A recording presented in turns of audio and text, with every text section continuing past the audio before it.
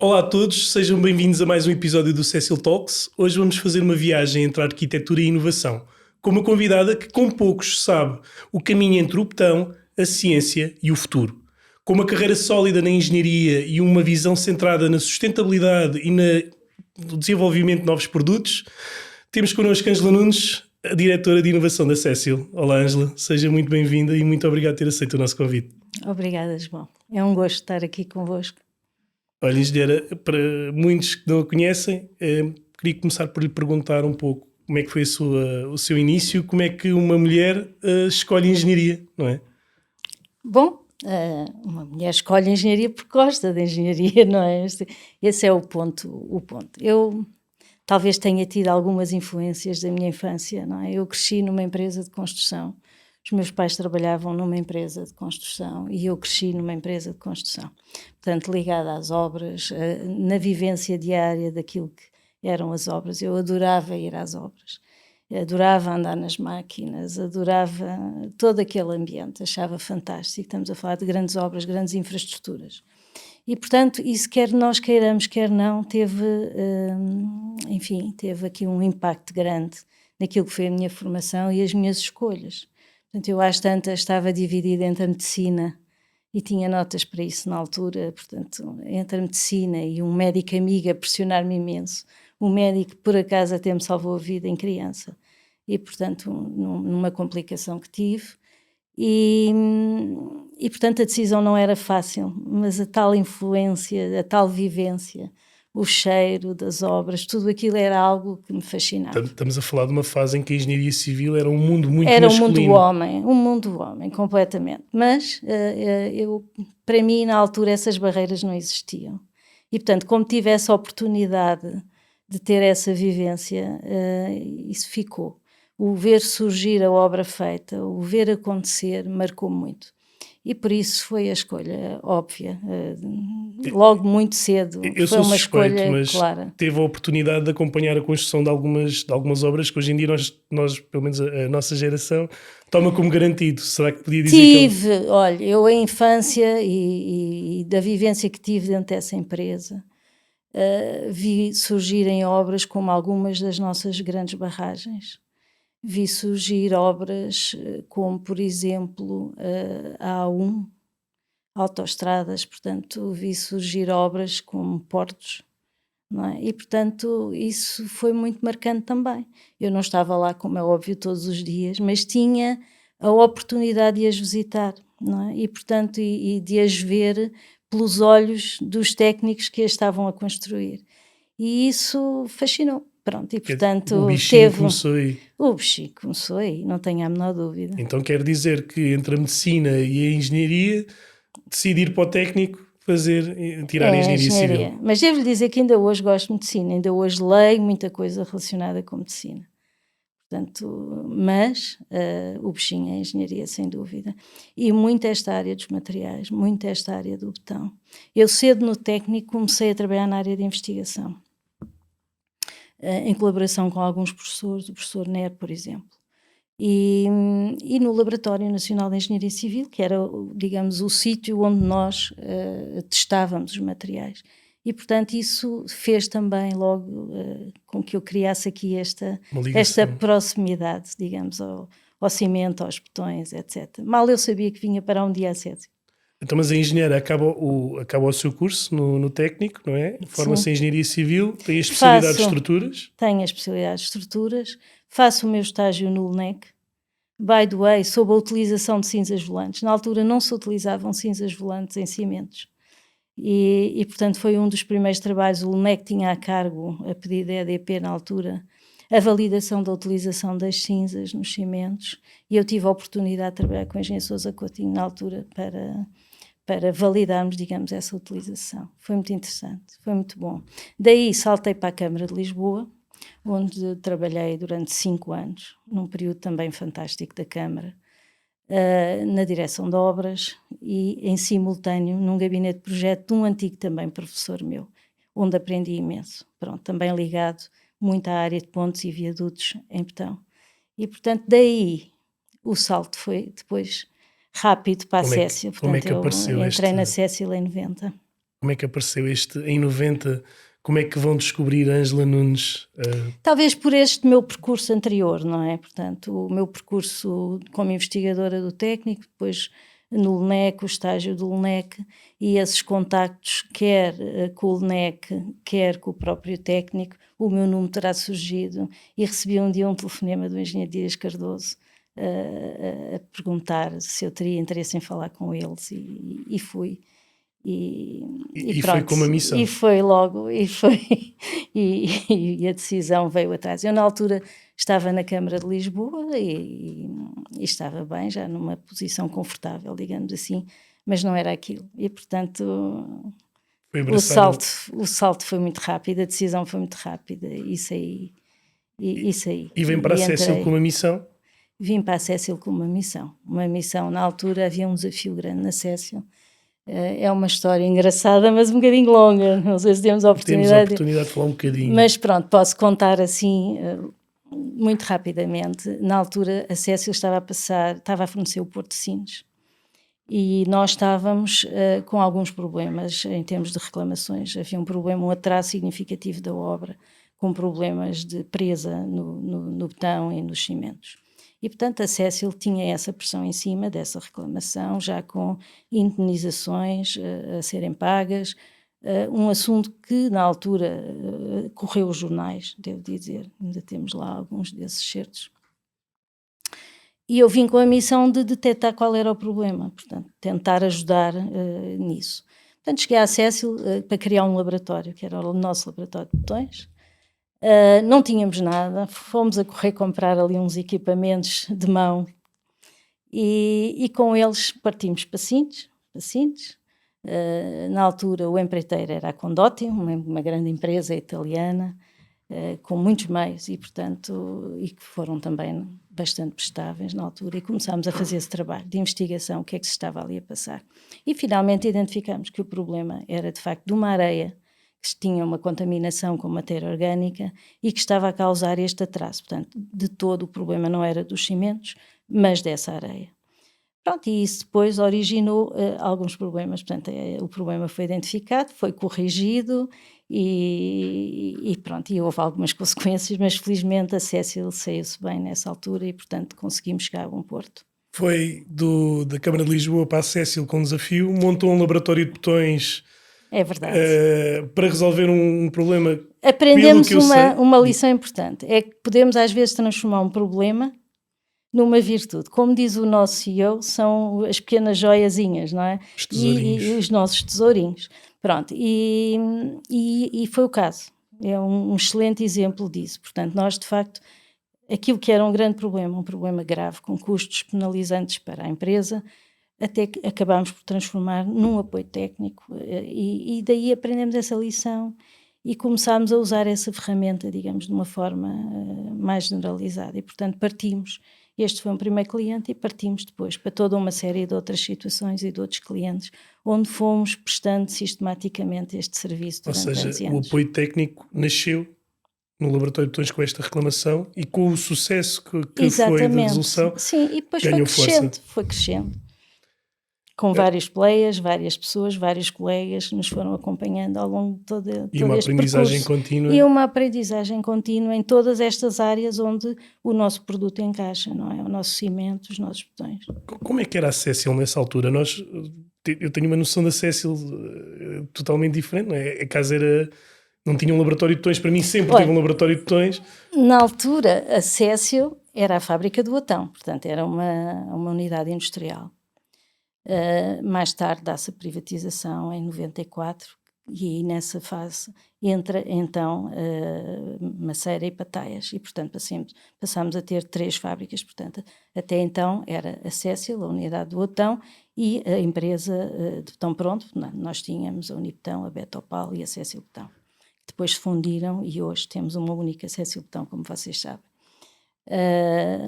Pronto, e portanto era uma escala diferente da escala que temos hoje, uma escala mais pequena, uma escala mais próxima, interessante, mas também foi muito bom assistir ao crescimento da nossa empresa, Pronto, e isso é também uma aprendizagem importante.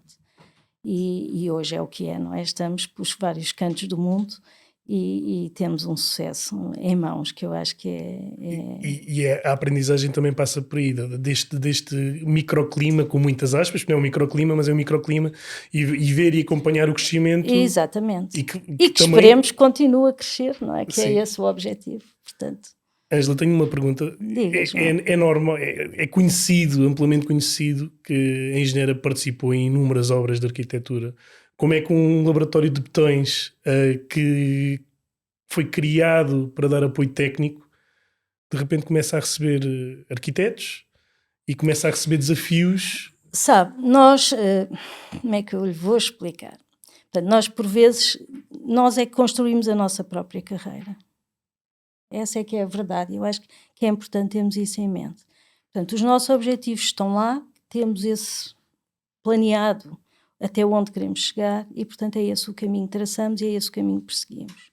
E, portanto, dentro desta atividade de apoio técnico, percebemos rapidamente que poderíamos ir mais longe nessa ajuda e que, se fôssemos interventivos numa fase mais precoce das obras, o resultado poderia ser muito mais positivo. E isto deu para perceber exatamente até com a privatização, com a entrada do Grupo Queiroz Pereira, portanto a formação da CEMAPA e a aquisição da CEMAPA, da aquisição da Cécil por parte da CEMAPA. E nessa altura, como já vos disse, portanto, nós enquadramos a fábrica da Cibra, cimento branco. Cimento branco nessa altura usava-se em juntas e em argamassas, cimento de escola e pouco mais. E, eis que não, estamos a viver exatamente aquele período que antecedeu a Expo, a formação da Expo, toda aquela transformação enorme em Lisboa, aquele mundo de construção que surgiu naqueles anos 90, meados dos anos 90, até ao final dessa década. E, portanto, houve necessidade de criar novas infraestruturas, novos edifícios, e surgiu o betão arquitetónico. Portanto, algum interesse no betão arquitetónico.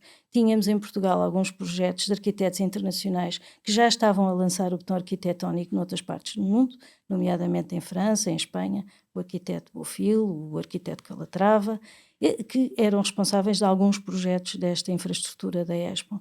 E, portanto, desafiaram-nos para isso. E foi, digamos, o ouro sobre o azul, porque nós acabamos de receber a Cibra que não tinha um cimento adequado a esse processo, portanto a utilização em betão armado, tivemos que fazer toda esta transformação e foi fantástico ver toda esta equipa, a equipa da fábrica, a equipa do betão, nós como parte integrante dessa equipa, Qual é que foi o primeiro a projeto trabalharmos juntos para conseguir fornecer betão branco e uma obra de altíssima qualidade para o arquiteto Bofill. Pronto, e estamos a falar do Ato de Saldanha e que depois seguiu-se as obras da Expo, portanto, e as obras da Expo foram muitas, duas emblemáticas, hoje onde está o Casino e o Pavilhão do Conhecimento. Pronto, portanto, essa foi, digamos, o grande desafio, até pela dimensão, pela infraestrutura. Depois tivemos toda a parte académica e toda a parte de projetistas, um apoio extraordinário. Os arquitetos apoiaram-nos de uma forma incondicional, até porque isto também fazia parte do sucesso dessas obras, portanto, o conseguirmos um bom resultado fazia parte desse sucesso. Portanto, era um trabalho conjunto, coletivo, de todos, e tínhamos que todos chegar a bom porto, e portanto, ITER ajudar-nos todos, cada um na sua área, mas o contributo destas várias áreas juntas é que resultava naquela obra final que vocês conhecem, não é? Pronto, e foi um grande desafio. Muitas horas sem dormir para todos nós na altura, muitas preocupações, muitas dores de cabeça, muito risco, mas estão lá e foi uma honra enorme trabalhar com estes nossos arquitetos. Estamos a falar de arquiteto Carrilho, tantos outros, pronto. E os nossos projetistas, não é? A professora Donda Fonseca, que foi a equipa responsável também dessa obra. E tantos outros, pronto, eu nem quero nomear nomes porque foram muitos. E, portanto, nessa fase, a própria fiscalização da Expo, eu recordo um colega fantástico, o Mário Vilhena, que, de facto, tinha um gosto enorme e queria resolver imensos problemas. E, portanto, nós estávamos lá. Portanto, ao mesmo tempo, foi uma aprendizagem brutal. Portanto, uma aprendizagem brutal, uma oportunidade única, de facto, e tive muita sorte por ter tido essa vivência. E tentámos aprender e ajudar o mais que podíamos. Em paralelo tínhamos a vasta gama.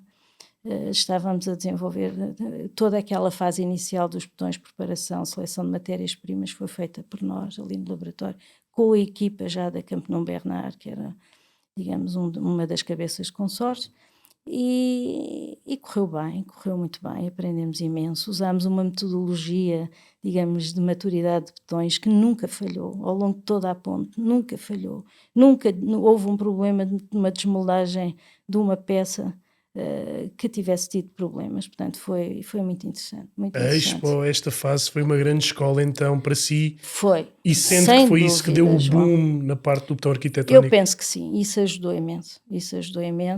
E depois, claro, também tivemos resultados, nós trabalhámos com muita finca, testar, para ter a certeza que não podíamos, sabíamos que não podíamos falhar.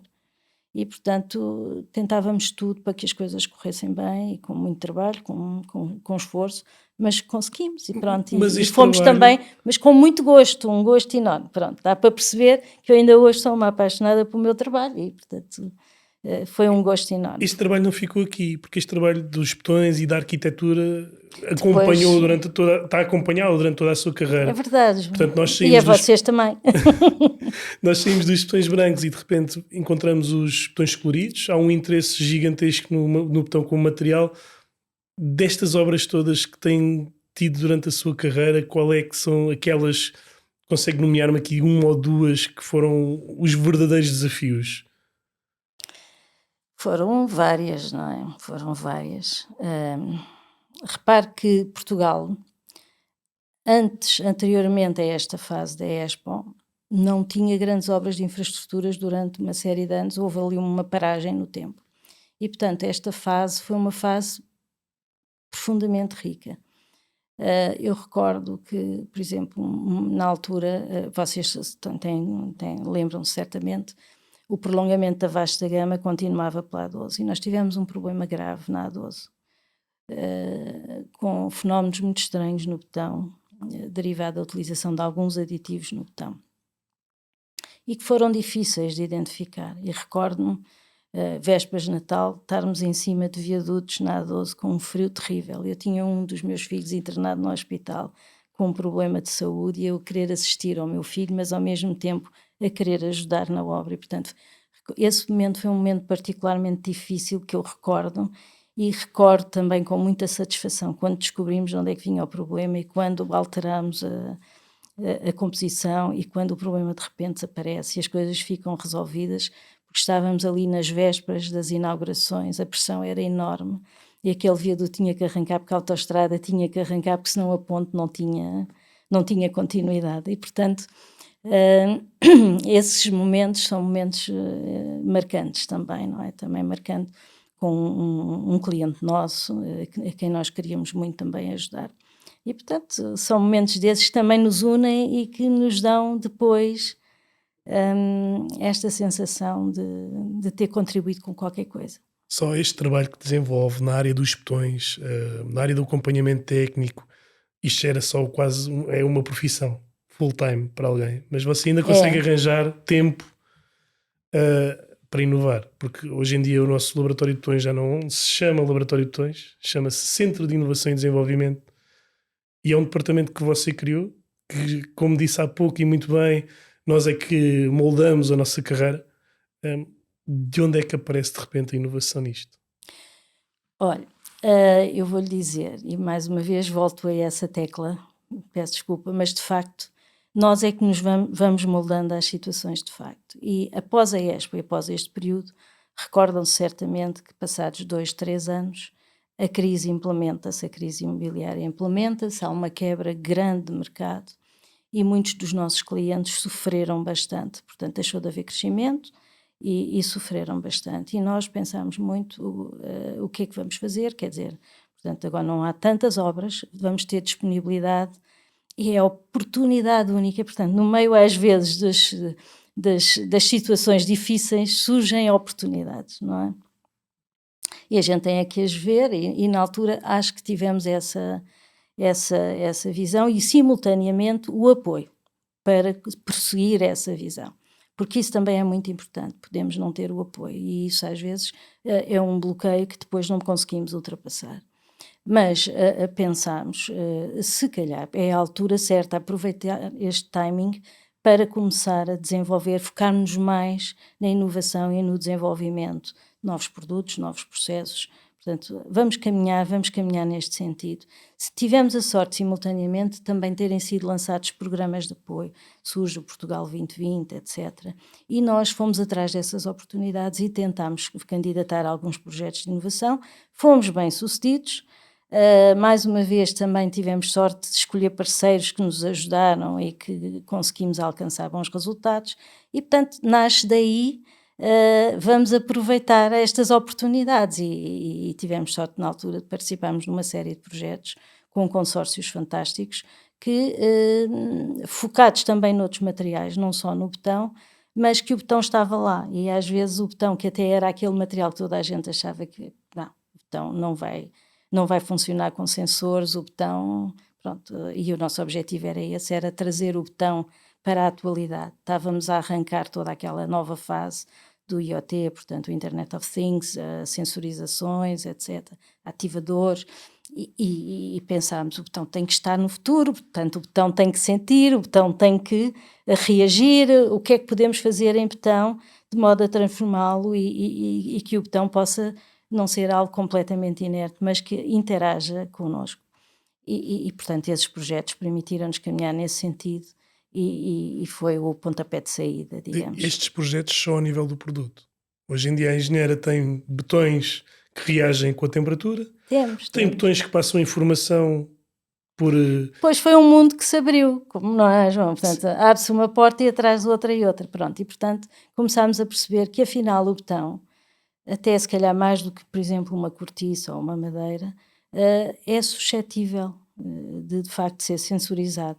E a transformação de algumas das propriedades, nós podemos aceitar como elas são, quer dizer, o betão tem as suas propriedades intrínsecas, é óbvio, mas algumas são suscetíveis de ser melhoradas e modificadas. E foi esse o desafio.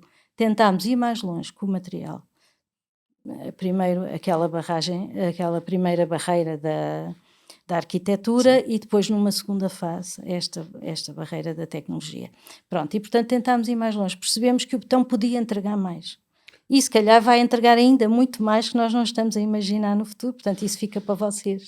Vocês agora também têm que puxar um bocadinho essa carroça. Nós agora temos que continuar aqui o trabalho, como é evidente. E vão continuar e vão chegar muito mais longe, e portanto... Destes projetos, engenheiro... E eu vou ficar aqui a apoiar e a ver-vos enquanto puder. Você vai ter que participar, não temos hipótese. Está bem, destes projetos com gosto. Que têm a ver com a sensorização, quais são... Há algum que se tenha destacado pela parte técnica, pelo envolvimento? Sabe, nós tentámos abranger várias áreas, desde o carregamento por indução, desde sistemas de aquecimento, armazenamento de informação, armazenamento de energia. Portanto, focámos em várias áreas e todas elas têm um potencial enorme. Portanto, eu penso que aos poucos estamos agora a chegar ou a preparar-nos para chegar ao mercado com estas inovações e penso que aos poucos essa necessidade vai surgir. Nós talvez tivéssemos de trabalhar um bocadinho antes do tempo, mas tem que ser, que é para depois na altura certa estarmos prontos ou estarmos muito perto de estarmos prontos e termos já alguma consistência e uma certeza de que as coisas têm robustez suficiente. Pronto, e portanto... estamos agora aí a chegar a esta fase. É um trabalho sempre um bocadinho à frente do seu tempo, não é? A inovação é isso mesmo. A inovação é isso mesmo, é a gente tentar antecipar as necessidades do futuro, para termos tempo de as executar e de as planear e de as fazer bem feitas. E perceber que nem tudo é para hoje. E que nem tudo é para hoje, que tudo tem o seu timing e que muitas vezes até estamos a trabalhar numa solução, mas que rapidamente ela pode mudar. E, portanto, temos que ter essa flexibilidade e essa adaptação. E essa atitude é que é fundamental, a meu ver, na inovação. Engenheira, de repente passamos para uma fase... Trate-me por Ângela, João. Não me leva mal, é o hábito, já sabe como é que é. Mas, Ângela, de repente nós temos aqui um salto na indústria, uma necessidade gigantesca de descarbonizar. E é evidente que também acompanhou esta evolução e que trabalha ativamente nestes temas. Isso foi uma preocupação enorme. Eu devo dizer que a Cécil já tem essa preocupação há muitos anos. Quando nós lançámos os cimentos compostos, lá no final de 90, meados de 90, já era essa a preocupação. Já era essa a preocupação. Aí muito focado não só no CO2, mas sobretudo na energia. Custo da energia, a preocupação na poupança energética. E, portanto, a adição de filler calcário, etc., nos betões, sem comprometer durabilidade, eficiência, etc., foi logo uma das grandes preocupações das nossas administrações que nós tentámos ajudar e perseguir. Pronto, e, portanto, esse foi talvez o primeiro grande projeto focado, digamos, na poupança e no impacto ambiental. Em paralelo foi o desenvolvimento da utilização dos combustíveis alternativos, onde eu não estive tão envolvida numa primeira fase. Portanto, eu estava mais na vertente produto, mais focada no produto. E, portanto, estive muito envolvida nos cimentos compostos. A Cécil foi das primeiras empresas europeias a ter moagens separadas e isso deu-nos uma vantagem competitiva brutal na altura.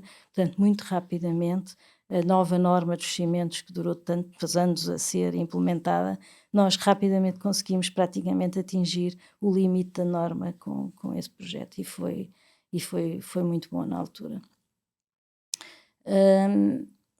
Esse caminho é um caminho que começa a ganhar muito foco nos últimos anos, porque percebemos claramente que esta ameaça do CO2, esta ameaça dos gases de efeito de estufa é problemática, é altamente problemática. A pressão ambiental está a ser grande, os impactos estão aí, as pessoas sentem e há que fazer qualquer coisa. E começámos também a perceber que essa preocupação não era só nossa, era também nos nossos clientes, era também nos nossos arquitetos, muito preocupados com a utilização de betão em estruturas, em edifícios, em infraestruturas e a sustentabilidade dessas soluções em betão. E aí pensámos, bom, há que fazer de facto qualquer coisa, temos que ver como é que vamos atuar. E portanto esta atuação foi uma atuação também em bloco da indústria e do setor, e portanto caminhamos em paralelo e de mãos dadas com as nossas associações, que era a nossa Associação Nacional, a ATIC, que era congênere europeia, a Sembureau e mesmo ao nível global, portanto a GCCA. E temos feito esse percurso. E dentro desse percurso, para resolver o problema é preciso inovar. Pronto, porque a solução ou as soluções não estão aí, não estão implementadas. E se algumas já existem, muitas delas, ou a maioria, não estão sequer implementadas. E, portanto, estamos a fazer esse caminho. E é um caminho que tem sido trilhado. Portanto, nós começamos com o projeto CCL do Botão, que vocês conhecem bem, e que, no fundo, é um projeto que aglomera uma série de pequenos projetos. Nós chamámos, na altura, os PPS. Pronto, e cada um deles tem o seu objetivo específico de otimização, de aumento de eficiência, redução de consumo energético, aproveitamento de calor que era desperdiçado, atirado para a atmosfera e que nós podemos recuperar e transformá-lo em energia elétrica e, portanto, com isso também poupar energia elétrica e poupar recursos, não é? Pronto, e claro, a questão do CO2. Portanto, substituir os combustíveis fósseis por outros combustíveis. E continuamos muito nessa saga, a trabalhar muito nessa área. Isto é o trabalho que o Departamento de Inovação agora mais foca neste momento, certo? Não só, também ao nível do produto, porque esta atuação tem que ser uma atuação em várias frentes. Nós não nos podemos focar só no processo cimenteiro, porque todos os outros processos ajudantes ao longo da nossa cadeia de valor também têm este impacto. Também têm problemas de emissões de CO2 e, portanto, nós temos que fazer, digamos que, o acompanhamento e tentar inovar nestas várias frentes e implementar estes projetos nestas várias frentes, desde logo nas fábricas, ao nível da produção de clinker, mas também nos cimentos, ao nível da introdução de materiais que podem substituir o clinker e ainda assim assegurar um cimento de qualidade, até com excelentes performances, até por vezes para determinadas aplicações melhores performances, não é? Com a utilização destas adições com efeitos pozzolânicos, etc., onde estamos também a trabalhar, não é? Dou algum exemplo, as cinzas que estão em aterro e que podem ser reconvertidas, portanto, a sofrer tratamentos, as argilas calcinadas, enfim, portanto, essa é uma outra frente, é a frente dos cimentos. Depois a frente do betão. As nossas equipas do betão também já estão muito focadas a trabalhar na inovação ao nível do betão. Como é que nós conseguimos descarbonizar também a pegada ao nível do betão? Claro que usando estes cimentos, mas não só. Portanto, utilizando, por exemplo, uma distribuição do betão, usando veículos elétricos, otimizando as composições de modo a reduzir desvios padrões e a reduzir consumos. E depois também ao nível da construção em si. E temos aí alguns projetos, onde o João também é protagonista, tem estado a trabalhar na impressão 3D, é um desses projetos, não é? Em que pela modificação da construção nós também conseguimos poupar em termos de materiais, evitar desperdícios, evitar volume que gastamos, não é? De uma forma que por vezes não é compensada e que no fundo só nos penaliza, não é? Porque as estruturas podem de facto ser mais aligeiradas. Não temos em meios como mais construir, mas elas podem, e portanto estamos a falar aqui de um tema que é bem familiar aos dois. Pronto, e portanto temos que trabalhar em todas estas frentes. Isto é os 5 Cs É do os retalho, 5 Cs do nosso roadmap, do nosso exatamente. roadmap. Quer dizer que agora o Ainda há foco... mais um que eu não mencionei aqui, que para além da construção, é a carbonatação. Também estamos a trabalhar muito nessa área, de modo a criar esse lobby, que as pessoas entendam que as reações químicas têm uma reação de ida e vida, portanto há sempre a reação inversa. E quando nós pegamos no calcário e metemos dentro de um forno de cimento, é claro que descarbonatamos o calcário e emitimos CO2, mas o betão, um dia, ao longo da sua vida útil, está a absorver esse CO2 de volta, e isso tem que ser contabilizado, e isso tem que ser reconhecido, e isso vai ajudar muito, e é justo, porque é uma reação que existe, todos sabemos que existe, e portanto isso é justo que seja contabilizado naquilo que são as nossas análises de ciclo de vida, e também estamos muito a trabalhar nesse Eu sentido. penso que isto é uma opinião minha, mas na sua carreira tem tido muito esta missão de informar o outro, de dar a Sim, conhecer, de explicar. sim. Há muitos de nós que muitas vezes nem têm esta noção, o betão absorve CO2, mas como, porquê, e sempre teve essa missão. Isto é algo que vem de si, é do ensinar aos outros. Eu gosto de ensinar aos outros, gosto muito. Confesso, nunca pensei em ser professora, mas gosto de partilhar a informação que tenho. Gosto muito. A Ângela tem uma carreira reconhecida. Vou aqui revelar, foi vencedora do prémio de Maria de Lourdes Pintacilgo, ganhou o prémio de Betão Estrutural. Pelos seus pares é visível que sabem o trabalho que desenvolveu nesta área. Para quem entra agora, engenheira, o que é que pode dizer, que uma mensagem que pode passar para quem entra agora neste mundo? Olha, eu acho que temos que ter a ambição de querer contribuir. Eu ainda hoje, eu gosto de servir, gosto de contribuir, gosto de ajudar, e isso é importante, porque quando nós nos damos conta, às tantas, o nosso empenho, o nosso envolvimento faz-nos ultrapassar muitas barreiras, e isso é importante, as pessoas de coração aberto posicionarem-se para isso, porque isso é uma forma, é a maior compensação que podemos ter, é ver as obras, é ver as coisas acontecerem, e isso dá-me um prazer enorme. E portanto eu aconselharia aos nossos jovens que entram a pensarem um bocadinho nisso, a pensarem no fazer, no crescerem, no aprenderem, porque é essa bagagem, é esse conhecimento que os vai projetar no futuro. E portanto pensem nisso. Na vida nada é fácil, nada é fácil, há sempre dificuldades a ultrapassar, mas se o nosso espírito for esse, de ir à luta e ultrapassá-las, a gente consegue. E não conseguimos sozinhos, vamos precisar sempre de ajuda, mas há de haver sempre alguém que nos dá a mão.